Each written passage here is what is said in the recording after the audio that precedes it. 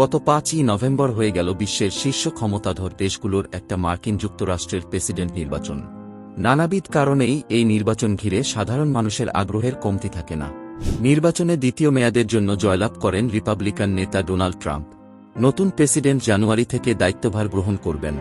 তবে এরই মধ্যে বিশ্বের বড় বড় গণমাধ্যম এবং রাজনৈতিক বিশ্লেষকদের ধারণা, ডোনাল্ড ট্রাম্পকে সামনে রেখে পেছন থেকে ছায়া প্রেসিডেন্ট হিসেবে দেশ চালাবেন বিশ্বের শীর্ষ উপার্জনক্ষম ব্যক্তি ইলন মাস্ক।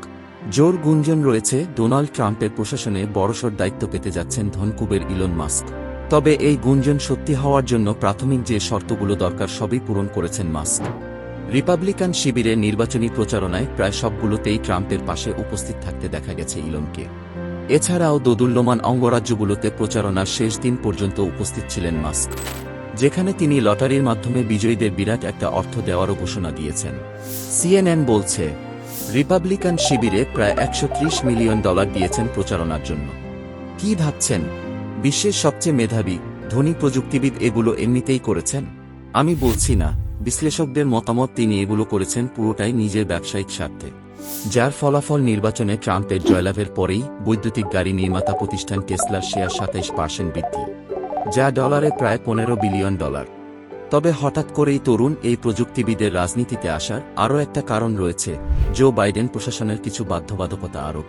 ধারণা করা হচ্ছে ট্রাম্প প্রশাসন তার ব্যবসায়িক প্রতিষ্ঠানের উপর আরোপিত বাধ্যবাধকতা তুলে দিবেন। কেউ কেউ তো আবার তাকে ভাইস প্রেসিডেন্টও বলে ফেলছেন। বিগত শাসনামলে দেখা গিয়েছে রিপাবলিকানরা মোটামুটি যুদ্ধবিরুদ্ধে। সেখানে দাঁড়িয়ে অনেকেই ভাবছেন এবার সম্ভবত ইউক্রেন রাশিয়ার যুদ্ধের পরিসমাপ্তি ঘটবে। বিজয়ী হওয়ার পরে ট্রাম্প ইউক্রেনের রাষ্ট্রপ্রধান জেলোনেস্কির সাথে টেলিফোনে কথা বলেন এবং সামনে উপস্থিত ইলন মাস্কের সাথে কথা বলিয়ে দেন। ইলন এবং জেলোনেস্কি প্রায় 23 মিনিট কথা বলেন। ধারণা করা হচ্ছে তারা প্রযুক্তির আদান প্রদান নিয়েই আলাপচারিতা করেছেন। এরপর ইলনকে তুরস্কের প্রধানমন্ত্রী এরদোয়ানের সাথেও টেলিফোনে কথা বলিয়ে দেন ডোনাল্ড ট্রাম্প। অনেকেই এই ব্যাপারটাকে ভালোভাবে দেখছেন না। তাদের মন্তব্য, রিপাবলিকান দলে এমন অনেক আছেন যারা বহু বছর ধরে যোগ্য, তাদেরকে বঞ্চিত করা হচ্ছে এবং ইলন মাস্ক তার ব্যক্তিগত স্বার্থে ট্রাম্পকে ব্যবহার করছেন। আর মাত্র একটা মাস তারপরই সকল গুঞ্জনের সত্যতা পাওয়া যাবে। তবে এটা নিশ্চিত, শীর্ষ এই ধনকুব এমনি রাজনীতিতে আসেননি।